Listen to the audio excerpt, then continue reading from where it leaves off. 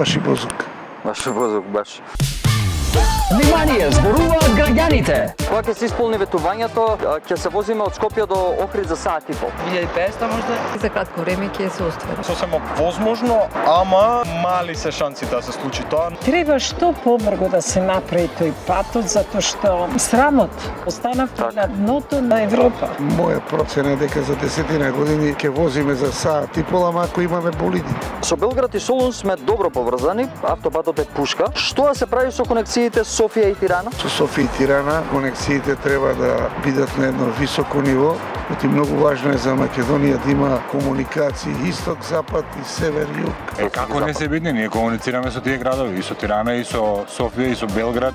Би требало, затоа што Македонија треба да има излез, треба да се поврза и со комши, и со светот. Оти комуникациите се еднината на светот. Ако нема комуникации, нема развој. Па не знам дали сме добро поврзани со Белград и со Солун, нема воз.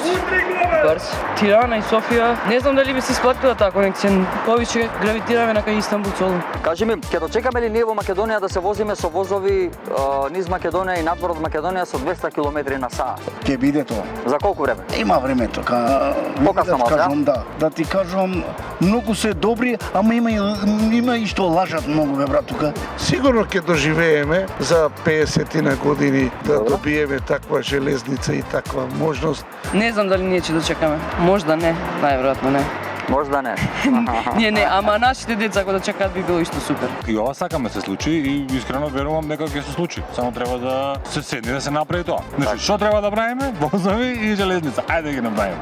Возот е иднината и за него треба да се инвестира. Доколку ти би бил министер за транспорт и врски, што ќе направиш во првите 100 дена? Сигурно прво би направил да ја поправам железничката траса. Односно би го оживеал железничкиот сообраќај во Македонија. Тоа прво. Значи незамисливо ми е да немаме железнички сообраќај во ова време во кое цел свет функционира на основа на железница. Би пробала да спасам што е можно повеќе од железниот сообраќај, што остана, да се врата некои линии барем, ако можеш до Кочани, до Кичево.